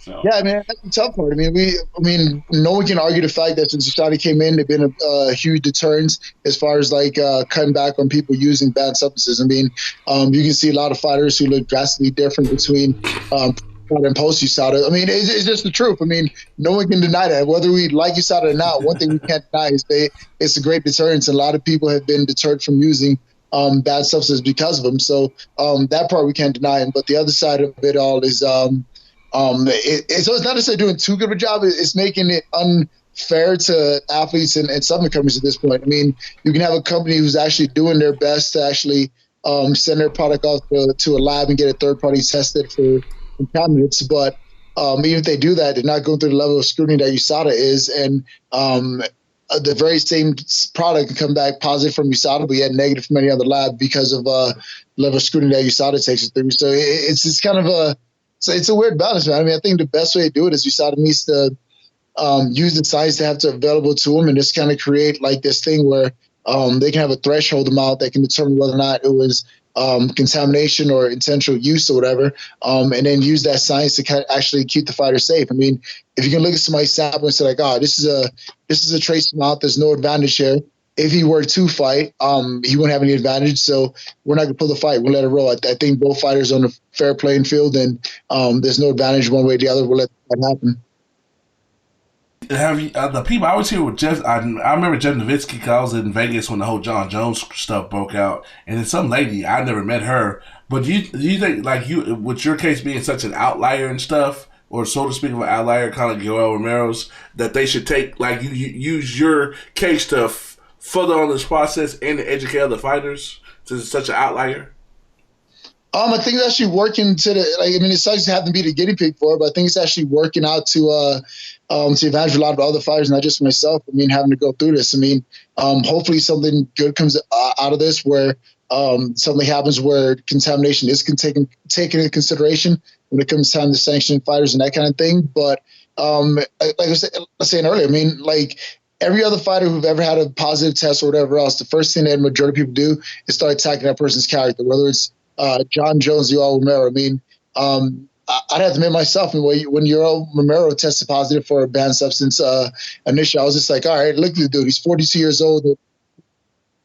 You can't lie about it. You know what I mean? Like, you look at some of these guys and you look at them, it's like, all right, well, physically, that wouldn't surprise me if that came out that way. But now that I'm having to go through it and I'm feeling what it's like to be in his shoes, I'm like, man, this sucks. Like, this actually happens to people. Like, here I am accusing other people, and I'm having to go through this and realize how bad it is. But I think that should be something that works out for the best. I mean, like, I'm not afraid of being an open book. I mean, like, you saw they can come and follow me, test what I need to test. Like, I'll be wide open book for them to get down to the root of this whole contamination issue and set some kind of rule that's going to help other fighters and other events down the road, where if it's your levels are below a certain amount and they can prove there's contamination, not essential use or whatever, intentional use, then let the fight roll on. Let the fighters go out there and do their thing. All right, so look, they used to look like superheroes that look normal now. I mean, I don't know. Maybe I'm just being jealous that I have like that cross-country endurance runner type build that some of these guys like. I mean, you look at it like you're the dude's 42 years old. And he looks physically better than I've ever did in my entire life. I'm almost 10 years younger than him. So guys like that definitely stick out when it's like, man, how does he look the way he looks at his age or whatever? I mean, I'm not sure it's just jealousy or envy or what, but like he looks quite different than any other 42-year-old I've seen. Yeah, I mean, there's a couple of guys that come to mind when you think of like poster boys for this era. You know, like Vitor Belfort being like the main one, but you know, that's just part of it, man. Like you said, man, guys are gonna get caught, and that's just what it is. You know, it does change the landscape, and that's for the betterment of this whole sport, everything. But you know, so you were robbed of that opportunity to fight Vicente Luque. Is that one you're wanting to get when you do return? Yeah, absolutely, man. I'm in a position now where it's like, man, I'm first off fighting with USADA right now just to get my name cleared and get back out there. But as soon as I get that go-ahead, I'm ready to take on anyone. I mean, if Vicente Luque is available, then I'll jump in that fight as soon as they offer it to me. But it sucks. I'm just having to take a day at a time. Like right now, it's like, all right, win against USADA and move on with the opponent. I mean, I just can't get too far ahead of myself. I mean, I'm sitting back watching matches being made and everything else, and I get super excited. Like, oh yeah, I can fight this guy, and then like reality sets in. Is like, oh wait, no, I can't. I'm still dealing with USADA. let me sit back and let this thing roll out first. Yeah, man. Did you watch that fight against Derek Krantz? Yeah, he looked good, man. Like he went out there and put a beat on that dude. I mean, he looked real good. I mean, more power to him. I mean, it was unfortunate I couldn't be out there and give him a run for his money, but he went out there and did a pretty good job. I mean, he put a beat on that dude. So basically, it's like, oh, you look good, but he wasn't no Magny. Yeah. I mean, I don't want to sound like I'm a hater, but like, I want to see what the guy's made of. I mean, like, I don't want to fight a dude that's on a losing streak or just coming up to the organization. I want to test myself against the guys that are on those 4-fight win streaks, 7-fight win streaks. Those are the guys I want to fight, the guys in the top right now. So that win that Vicente got definitely adds more fuel to the fire and more motivation for me to have to want to fight him. For sure, man. And you know, the division's kind of shaken up quite a bit, you know, since you've been last in there, man. Obviously, you know, we have a new champ. You know, Kamaru Usman's on top now. You know, Stephen Thompson taking another loss to Anthony Pettis out of nowhere. Like, there's been a lot of crazy things, you know, going on. So what do you make of how the division? Darren Till taking another loss. Ben Askren's winning. What do you make of this top 10 in this division right now? Man, it's changing day by day. I mean, like even Masvidal, like dude came back from Masvidal too. Road and just putting the dude to sleep. Now he's fighting Askren and just like pretty much revived his career. Like he's making another win for the title kind of thing. So it's literally a point where the exciting fighter, the fighter that's more consistent, be the guy that fights for the title for the end of the year. So at this point, it's like it's anybody's game. The key is to get out there, be competitive, and win impressively. See, once you be USADA, you got to throw that 2-piece of the soda on the side. I'm handing them out, but as soon as I'm handing them out, I'm literally gonna be throwing the apron and I'm just out there handing out meals. Like I'm ready to go. Yeah, man. So like when this whole process plays out, like does the UFC like say like no, we don't want you at events, or like how does that go? Like, can you not like travel and like sit cage side? Like, what is that whole process? Like, stay at home, boy. No, like I honestly don't know the answer to this. I don't know the answer to this question. That's why I'm legitimately asking. Like, do they say like, no, we can't give you any tickets right now since you got this whole thing going on? Like, what's that like? Yeah, technically right now I can't partake in any organized UFC event. So even this past, or was it 2 weekends ago? Was last weekend, whatever it was, the Chicago event. I initially had some tickets booked to go out there, flights to go out to Chicago, enjoy some time with some family, go out there and enjoy the show with some friends or whatever. And then this whole thing unfolded. I was just like, oh, so I'm not going to United Center to watch the fights. I guess I'm watching them at a friend's house in Chicago, not live. So, I mean, it was pretty unfortunate. I mean, I would love to be out there and engaging in the atmosphere, engaging with fans, is being part of the process. But unfortunately, with this whole thing with USADA right now, I just can't partake or be a part of that right now. Wow. Okay, so that's like an official UFC thing. Like, if you have that, they won't let you there. Because, I mean, it seems kind of like a lot of times when these things happen, like we always see guys pop up on interviews, like whether it be with us or like with, you know, the bigger shows out there, whatever have you, ESPNs. So we still hear from you guys, but there's actually like a cutoff from the UFC, like when this kind of stuff happens. Yeah, I mean, it's kind of, I don't know why necessarily it works out that way, but it's just one of those things like, all right, let's go ahead and investigate this thing before we start like plastering your face all over the place and and doing everything else. I mean, it's to a certain extent I can understand it. I mean, if someone did something that was pretty drastic or whatever, and they wanted to wait till the investigation was over with before deciding how they're going to carry on with that person, I can see why they would want to do it that way, just make it fair across the board or whatever. But it sucks, man. It's pretty unfortunate knowing that I didn't do anything wrong, knowing that I didn't do anything to cheat or anything like that, and having to go through this process and feel like a cheater. It's pretty unfortunate. Yeah, I mean, I guess it makes sense though. You know, like, if it was a situation where you really did cheat, you know, I guess they couldn't have you. Hey, here's Neil Magny, and, you know, just failed the drug test, and you know, I guess it makes sense. But you know, and it sucks, but you got to treat everybody the same, I guess. Yeah, for sure. Hey, go ahead, Kendrick. What are you gonna say? Can you call Uncle Dana? Bro, I mean, that was the other part. Like, I was waiting to be at this show to just be face to face with Dana. Like, hey man, we need to talk. Like this, just like, you know what I mean? Like, we want to have the conversation face to face. I mean, I understand it. Like, Dana White is the president of the UFC, has so many other things to deal with. Dealing with one fighter in particular's drug test or whatever is not high on his priority list. So being able to get like a couple minutes of his time and explain to him what's going on and where I'm at this whole thing, just kind of get some feedback from him would have been really cool. But things being the way they are, that couldn't happen. I just have to wait till USADA's done with their investigation and go ahead and prove that I wasn't doing anything wrong. I would have to ask you the tough question. So would you sue USADA, Yoel Romero style? I mean, sadly, we're in a position where we can't do that. You know what I mean? Like, the only thing that like, yeah, it sucks to miss out on the opportunity. I missed out on the payday and that kind of thing. I would love to get that back. But at the end of the day, it's because of the contracts we have and the way things are set up, we can't go back and actually go after USADA. But I'm hoping at the end of this that something can actually change where more fighters don't have to go through this, or it just doesn't happen to somebody else or even me again. I mean, this is from what I'm understanding from the scientists and people who were looking at my sample, it was such a trace amount that even if I tried to, I couldn't take that low of an amount that was found in my sample. So with something being that minimal, that small, there has to be something in place where it's just like we get it, man. We can't punish you for something that small. I mean, even the FDA allows for some kind of contamination when it comes to how to regulate food and that kind of thing. So it can't be something that's so far out of our control, but yet we're held 100% liable for it. So have they, like, in these talks with USADA, have they given you, like, you know, a worst case scenario, like, hey, here's how much time you could be looking at if we do suspend you? Have they even thrown that out there, like, so you can kind of like plan around what the possibilities of what could happen?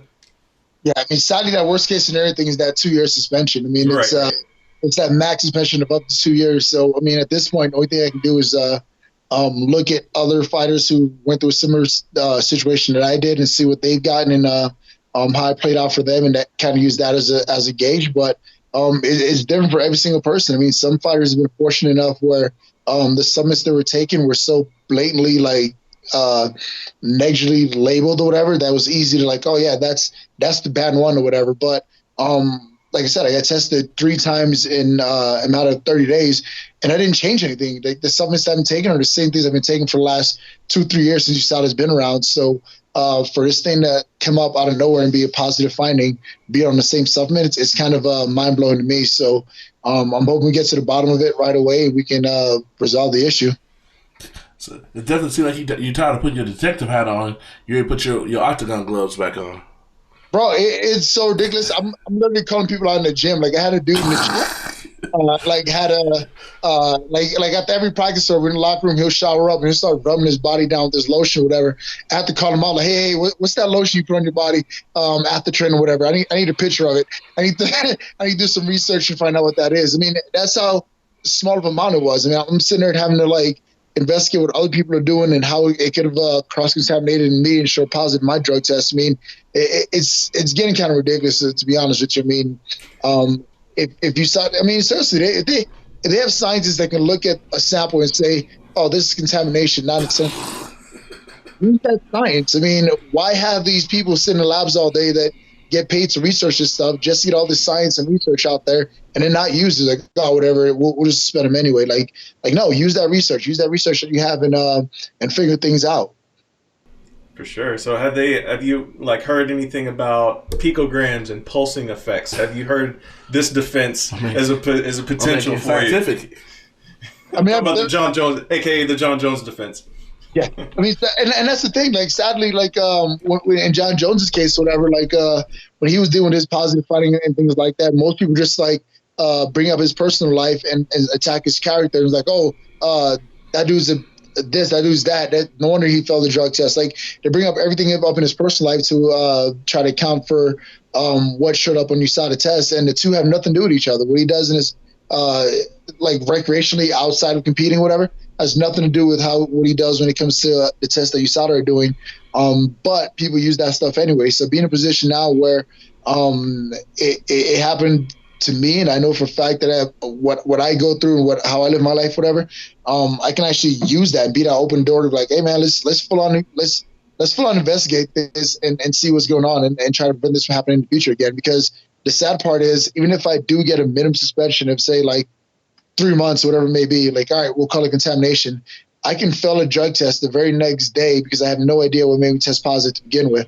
So if that's the case, something has to change in the rulings where it's like, all right, dude, we have to do something to account for contamination. We can't just like keep punishing these fighters for contamination that's out of their control. And if it was like, I guess that would be one of the more best case scenarios. If it were 3 months, that would be retroactive, correct? And then you'd be able to go next month, essentially, right? Yeah, back in August time frame to compete again. Okay. So if let's say that does happen, you're ready to get in there? Like, is your training's up? Like, you're ready to go? To be honest, if I got cleared to fight today, I wouldn't be able to fight right now. I mean, I literally had to take a month away from the gym to deal with this USADA thing. I mean, I was getting True. I mean, it was just mentally, it was draining. It was like man, like, because at first you're trying to remain hopeful, like, all right, whatever, I didn't do anything wrong, it's going to clear itself out, in a couple of days everything will be fine. And then a couple of days turned into a week turned into 2, now we're a month out, and we're just like, damn, this thing's still not resolved yet. How much longer is it going to take? Like, it starts draining on you a little bit, and I don't want to bring that kind of energy to the gym, so I decided to kind of just step back, try to deal with this whole USADA thing, and then get back in there once I'm cleared to compete and everything's behind me right now, because it's a lot to deal with. I mean, to get off the phone and think something's going to happen in a couple of days and find out it's going to take 2 weeks to happen, it's pretty frustrating. Yeah, man. It's a frustrating situation all around. You gave us a science lesson over here, Neil. Yeah, man. Thanks for that breakdown for sure. But like you said at the top, man, you got magical things going on, man. Fatherhood about to happen for you, so you got a lot of happiness going on throughout the frustration too, man. Yeah, man, it's literally a roller coaster ride. I'm like, yeah, I must be a father. Hell yeah. And I sit back and look at it, like, damn, I must be a father and I don't have a job. Like this. Crazy. But like I said, man, I know I did nothing wrong. I know things are gonna work themselves out. Just a matter of time for it all gets cleared up, and I'm back out there competing in no time. So in the meantime, I'll just take advantage of the downtime. I mean, I was able to produce my kid. We'll go ahead and take some time. Take some time and rest up, let some injuries heal up, that kind of thing. So this kind of control things that I can't control, and once USADA is done doing their homework and figuring things out, I'll be able to move on from there. When you get that next fight, that's when you know where to go. You ball when you get that call. Oh man, it's literally like I had 2 instances where I like literally walked out of like a doctor's office and the first thing, like before I even called my wife, it's like, hey, hey babe, I got cleared to compete again. I called the UFC, like, hey, I got cleared to compete. I need to fight ASAP. I mean, I feel like this could be one of those situations. As soon as I get that email, that letter, that call from USADA, the very first thing I'm doing is sending a text, an email, a phone call to UFC. Like, hey, I'm ready to fight. Put me on the card. Yeah, man. Oh, I tell you what, man. I can't wait for it, man. It sucks that you had to go through this whole situation, man. But hopefully it all gets resolved quickly. We can see you back in action, doing what you love, man. Because you're one of the most exciting fighters on the roster. Got a lot of fans behind you. A lot of fans want to see you get back in there. 2 of them sitting right here, man. So hopefully this all gets shaken out pretty quickly. Yeah, definitely. I definitely appreciate you guys for sure. Thank you. Please welcome to the Slip and Dip podcast, making a Slip and Dip debut. Worldwide boxing insider, Rick Glazer. This guy is literally the man with the plan. Been around boxing over 30 years, going all the way from Don King into the new PBC that is Al Heyman. Thanks for coming on the show, Rick. Thank you very much for having me. I'm glad to be here. You've told me in the past when we be on the show, and you finally lived up to that billing. Thank you very much. Glad to be here this evening. Yeah. So what's up? How does stew you got? Because you just came back literally from the Fury fight last night. And I know you on the scene after in Vegas, and being somebody who's been on. I was Canelo fight week and Wilder. I know how things go in fight weeks at boxing fights. So what's some tea that you got that people don't know that's going to be hot in the next couple of days? Well, I think that Kublat Pulev is going to be next up the bat for Fury, which will take place September 22nd or October 5th, more than likely in Madison Square Garden in New York City. What Arum is trying to do right now, because Bob Arum is a genius. He's been promoting now 53 years at the top of the heap.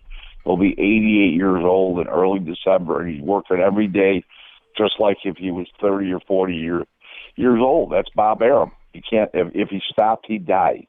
That's just the type of guy that he is, and he's an intrepid, brazen guy, and he does what he has to do every day. And what he's doing now is he's showcasing Tyson Fury to America on a big stage, ESPN Plus, Las Vegas, the press, the media, the hype that Tyson Fury brings, and Bob Arum can gather. And now the next move is going to New York City, and he's looking to build up the Wilder fight, the Wilder Fury fight. So it does. He's saying 2 million homes. Well, listen, I'd be glad if it did over 1 billion homes. We always they talk these boxcar numbers, but as you well know, Kendrick, that I know my pay-per-view, and it's a million home fights if he gets impressively past Kublat Pulev. Kublat Pulev is only once beaten. He's from Bulgaria, and he is the IBF's #1 contender in the world. He's the mandatory for whoever wins the rematch between Ruiz and Andy Ruiz and Anthony Joshua. And but he may not fight that fight. He may go to a Fury fight, and because he'll get just as much for a Fury fight as he would a fight with Andy Ruiz or Joshua. He'll get just as much for Fury. And, it's one of those things that Arum is looking to build up, and Arum's hoping that he gets, that Wilder gets past Ortiz, looks impressive in doing so. And then next January or February, probably right after the Super Bowl, because there's too much hype for the Super Bowl, so pay-per-view is not a good idea at Super Bowl time. But before the Final Four, the March Madness starts. So sometime in February, it looks like, look to see, if all goes well, Wilder and Fury fighting. And, It was an attractive fight the first time. It failed greatly on pay-per-view. Of course, they lied about the numbers. It really only did 278,000 homes. So they lied to us. What's that? They lied to us. They said it was 400,000. Oh, well, they always lie. Anything you do with PBC is a lie. PBC's a lie. They went in the business yelling free boxing for the fans, and they bought airtime on TV, and they gave us boxing on TV, and they got the $550 million from Wyatt L. Reed, and Al Heyman blew it up in 30 months, $18.5 million a month down the drain, and it's no longer free boxing. It's on Showtime. Yeah, they got Fox and Fox Sports 1, okay, free, but every time they do a decent sized event, now it's on pay-per-view. So they went from free boxing to now paying too much, and they're just not able. They're not able to compete and substantiate against Top Rank for various reasons. Well, first of all, is PBC's out of money, okay, and they're being funded basically by the income that's generated on a per fight basis by Showtime. Fox first, and then Showtime. And the Showtime's on its last legs in boxing. You can see the shows are deteriorating. They're doing less and less shows. The quality isn't there. The budget's not there to do the fights. And just like HBO exited last year in December, I think that at the end of this year or in 2020, Showtime will be exiting professional boxing. They cannot compete with the apps. Remember something about these apps, whether it's ESPN Plus or DAZN or the money Fox has pumped in. But let's go to the apps for a moment. The apps are worldwide, so that doesn't mean everybody can get the app in any country, because they have to the DAZN and ESPN Plus. They have to apply to go in that country. In other words, they have to apply to the federal government in those countries. And sometimes it takes, quite a bit of wrangling and maneuvering in to get into that country. Okay, fine. But with a press of a button, people around the world can see the DAZN fights and ESPN Plus fights from around the world if they are in that country. Now, if they're not in that country yet, they're going in that direction, that it's going to be truly in most any country eventually. And that's probably going to be 2 years to 3 years down the road. But it's with one press of the button, where Showtime is limited only to the United States. Okay, HBO is limited only to the United States. Okay, I believe, if I'm not correct, HBO I think was in Canada. I don't know if Showtime was or not, but listen, there's not a lot of people in the whole country of Canada. It's not like it's another United States or it's India or China, or Japan. Right. So basically speaking, it's a worldwide situation. The Zone worldwide has over 4 million subscribers. ESPN alone has over 3.5 million in the United States alone, closer to 4 million right now in the United States alone. And it's a growing thing. It's the new wave of technology. It's the new wave of how we, as boxing enthusiasts, and I'm in the boxing business. I may be an insider, but I'm first and foremost, I'm an enthusiast, because if I wasn't a boxing enthusiast, I would have never gotten in the business. You don't go into something you don't like, okay? Yeah. And so we're all boxing enthusiasts. In other words, whether you're reporting on it and you have a podcast, you're obviously a boxing enthusiast. And in your case, Kendrick, you are also an MMA enthusiast, where I'm solely a boxing enthusiast. But the apps are the way to go. The UFC went to ESPN, and their content's on ESPN now, and they're using the apps, the App Plus system also. It is the wave of the future. And not only can you see it on your phone, not only can you see it in your tablet, not only can you see it in your personal computer, your PC, but you can see it on TV, on a TV screen, if you have a smart TV. Now, if you went out to your local Best Buy as such, and you've got a smart TV, their Geek Squad will come out and will adapt your app for the Zone or ESPN Plus to be shown on your TV. It's not that hard. There's people out there who are calling it cell phone boxing or underground boxing. It's not underground, and it's not cell phone boxing. It's what you want to make of. It's what you want to make of it. And we are here in a new era of technology, and this is the next wave of how we're going to watch boxing in many years to come. Is the apps? Do you have any questions of me of the stuff that I talked about, or anything? Absolutely. I'll let my co-host go ahead. I want to kind of break down. Fire away, guys! Fire away! Yes. I'm waiting. So you went in there. You talked about PBC running out of money, and we have this rumors going around. You spoke on it on your Facebook about PBC being shopped around with potential buyer of Ari Emanuel, and they have ties with Zuffa and the UFC. So could we be potentially looking at a PBC being on a UFC fight pass or something like that if this is the way that this whole thing ends up shaking out? And just to put things in context before Rick answers the question, he puts his name on this information that he's about to spit out. A lot of people have been saying stuff and this and that. My man puts his name with some numbers. So go on, hit him with that magic, Rick. Okay, on May 16th, I put up on Facebook. Now, also let me explain to everybody something. I am not a journalist. I do not portray myself to be a journalist. I don't look at myself as a journalist, but I give back to boxing enthusiasts in my way, because I can't afford to give them my hard-earned money, but I can afford to enlighten them on the business of stuff that's going on in the business, where all these journalists write about fights and fighters.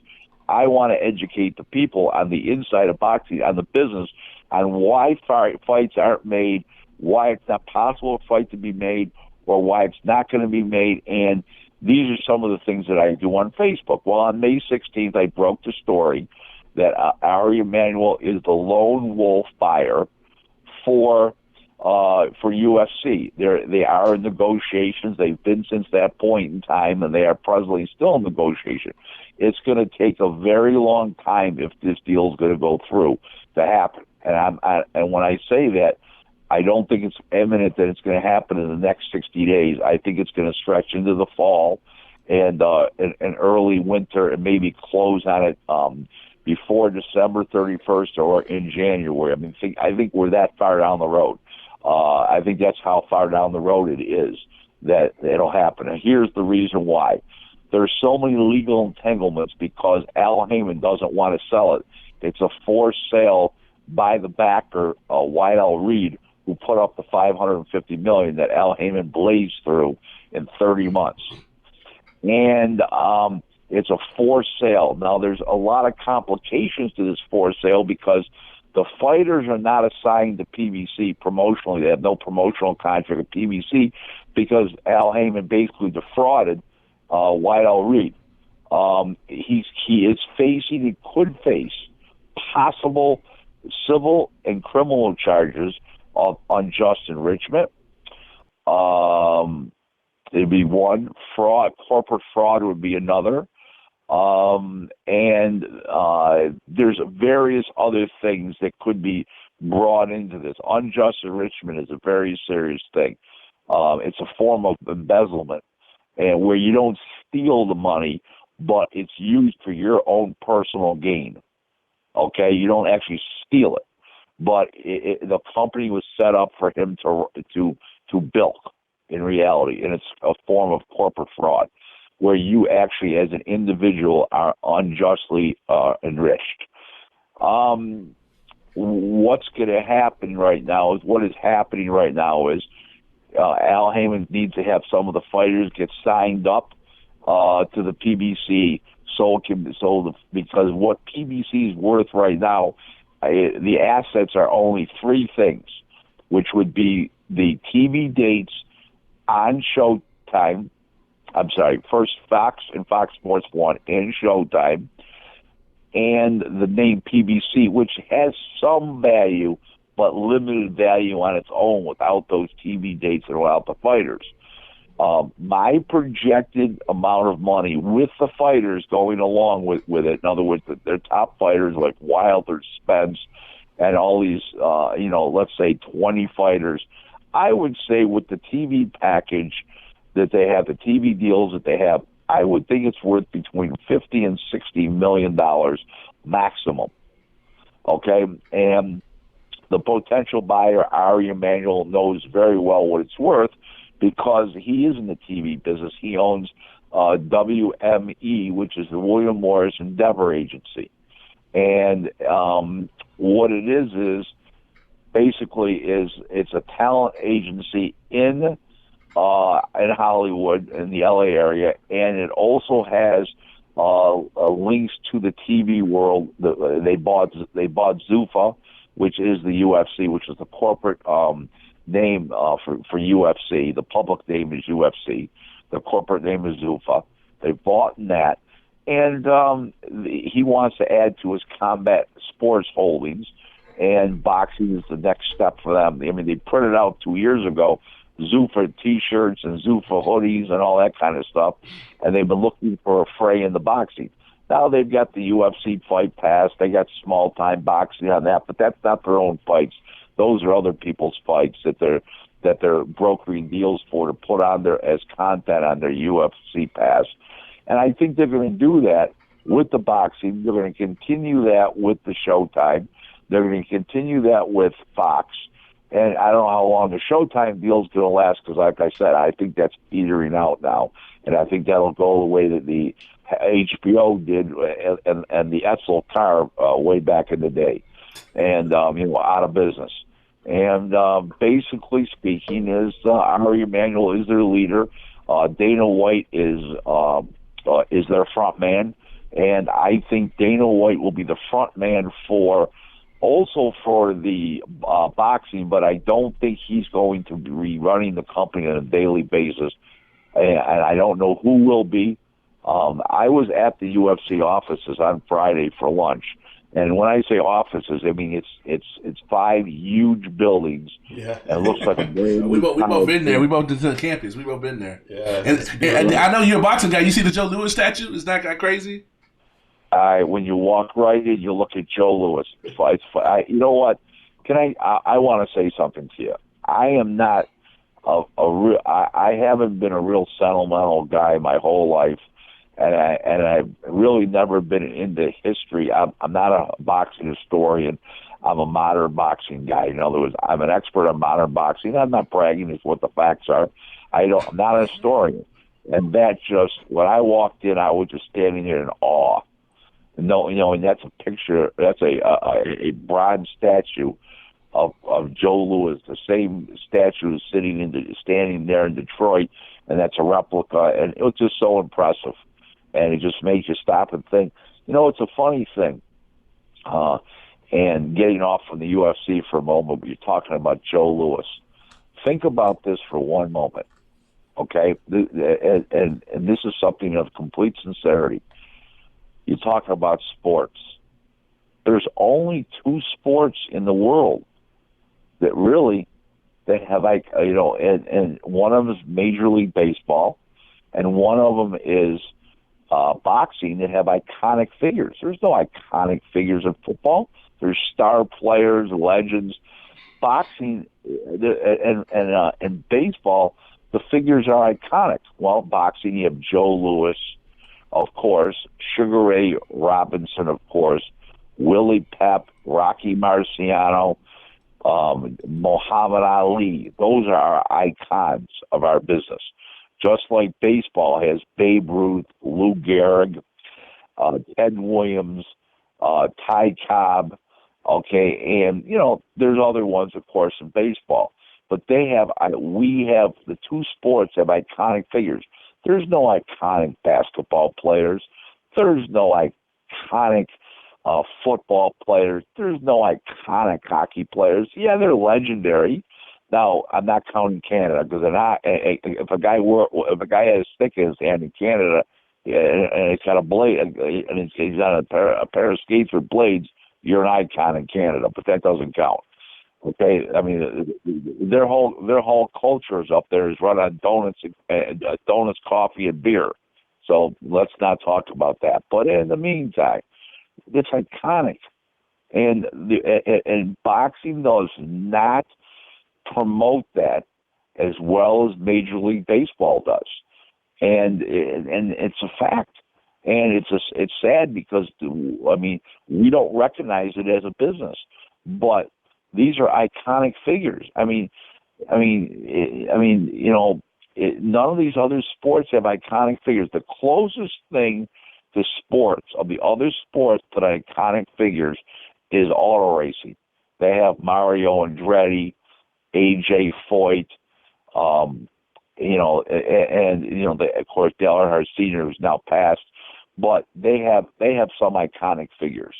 Okay, where think about it, in football, basketball, and hockey, who are iconic in the United States? Nobody. There's no iconic, and we don't do enough to promote that as a sport.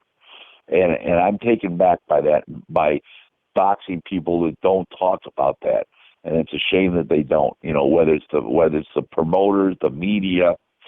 The only one that really honors our past is the WBC. To be honest with you, and very few of them do. So, what other questions do you have now? It's a two-part question. Is Fury and Wilder going to be back in L.A., or is it going to be in Vegas? And why aren't they? I've talked to my PBC contacts. Why aren't they putting out the date for the Spence Porter fight that will be in September? I've gotten from people in both camps that it's going to be in September, but they're not telling me a date and they're not telling me a location. Why is that? Yeah. Okay, let me start with Spence first, and we'll get back to the Wilder question because I couldn't understand what that question was. Spence and Porter's far from signed right now. Spence is very unhappy with PBC and Al Heyman right now. They lied about the pay-per-view number for the Garcia fight, and he never got his bonus check. It's because they lied about it, and it never beat the threshold.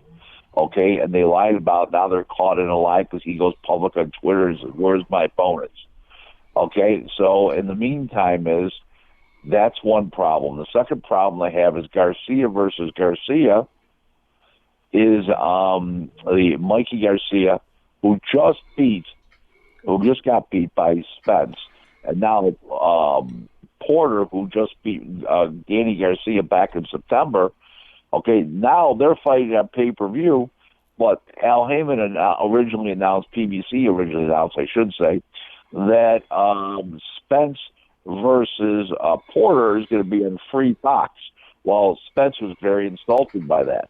But what he doesn't realize, Spence, because he's not a realist and he's not educated about the business, is that all those people that bought that pay-per-view, but not all, but a very big percentage of those people, probably up to 80%, bought it because of Mikey Garcia and because of his Mexican-American heritage. And as you well know, Mexican nationals and Mexican Americans watch pay-per-view. Okay, they're a big buyer of pay-per-view. I'm going to explain this something, and I'm not being racist. I'm talking in realistically what it's all about. Okay? Forget about racism. Racism doesn't come into play in my mind. Okay, how I think. I talk about real numbers and real things. Here goes. All right. Okay? When you're certain ethnic groups, okay, it's very prestigious to belong to a country club or a high-class men's club only, where, okay, you bring your wife once a week. But those are still prevalent things in belonging to these certain ethnic niche country clubs, and these private men's clubs are very, very prestigious for several ethnic groups. Okay? For Mexicans and Mexican Americans, and Mexicans that were born in Mexico and now live here, they're called Mexican nationals. It's very prestigious for them to buy the pay-per-view on a Saturday night when there's Mexican boxers in the main event or co-main event, and for them to invite the whole family over and have a party. So, like my wife and I go out for dinner on a Saturday night, and the next day, what did you do? And I said, oh, my wife and I went to such and such a restaurant, which is a 5-star restaurant, because that's what we do on Saturday nights. And for us, that's prestigious. Well, if one Mexican's talking to another Mexican guy, Mexican American, they're talking. Well, what did you? Oh, we bought the family over. We bought the pay-per-view, and we saw such and such. And they go into this big thing and how they got the food out, and they had the Coronas and the this and the that. And to them, that's prestigious. They're proudly saying, yes, we bought the pay-per-view, we supported it, and that's their thing. And that's why pay-per-view in America is Hispanic-driven, not only amongst Mexicans, but amongst people of ethnic background of being Puerto Rican, okay, and to a much smaller extent Cubans, because there's a lot less Cubans in the country, okay?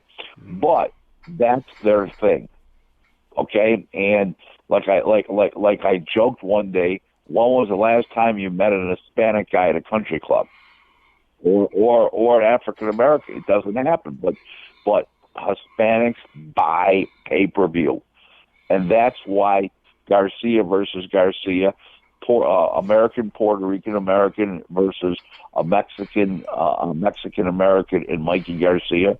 That's why that's going to be on pay-per-view. Whether they both lost their previous big fights doesn't count. All I know is that'll sell on pay-per-view. That'll do better numbers than Spence and Porter, not even close. Sad, but true. And where do you think Wilder Fury going to be at? Why are they not trying to have that fight in Vegas? It's kind of crazy. Wilder and Fury may be in Vegas. It probably will be in Vegas this time because Arum has his offices there, and Arum has a complete staff there that he doesn't have to move. You remember something. Bob Arum has a real staff. They have multiple people in PR. They have multiple people in boxing, and their boxing operation, and it's all there in L.A. and in Vegas. There's where corporate offices. Arum, he has homes in Beverly Hills and Las Vegas. And basically speaking, is I can't believe it wouldn't be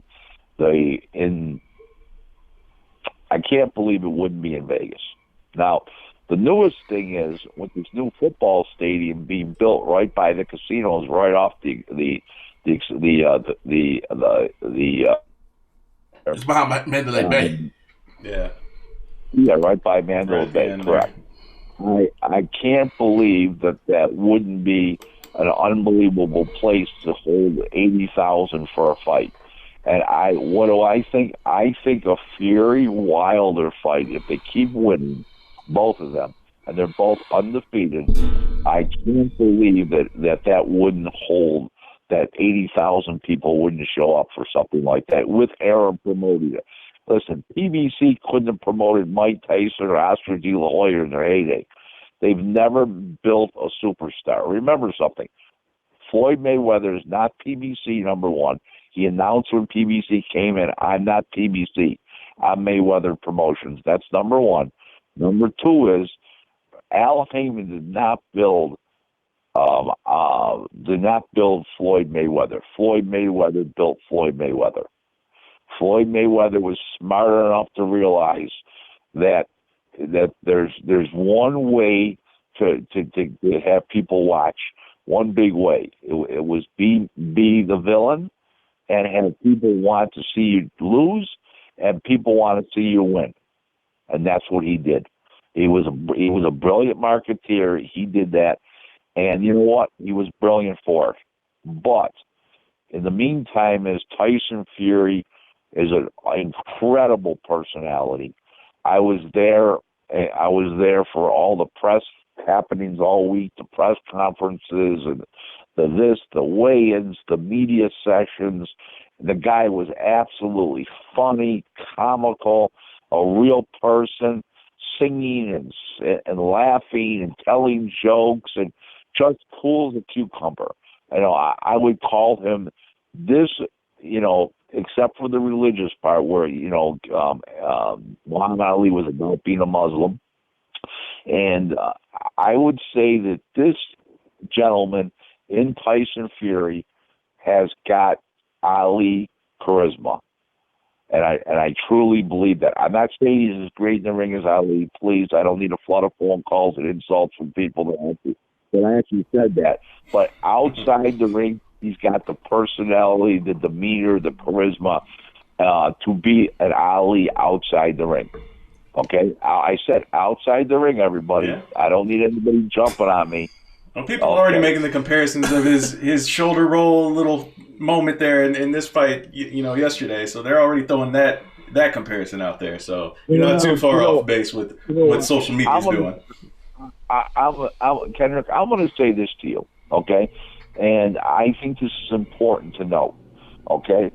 I think he's captivating and capturing boxing worldwide right now, because I know Aaron put that fight out to so many countries around the world, and that don't, even if they don't get the ESPN Plus app, it was sold in so many countries.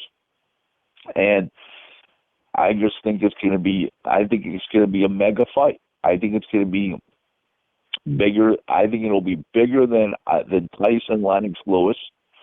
And part of the reason why it's going to be bigger than that fight is, let's not even go with inflation. That fight was on June 8, 2002.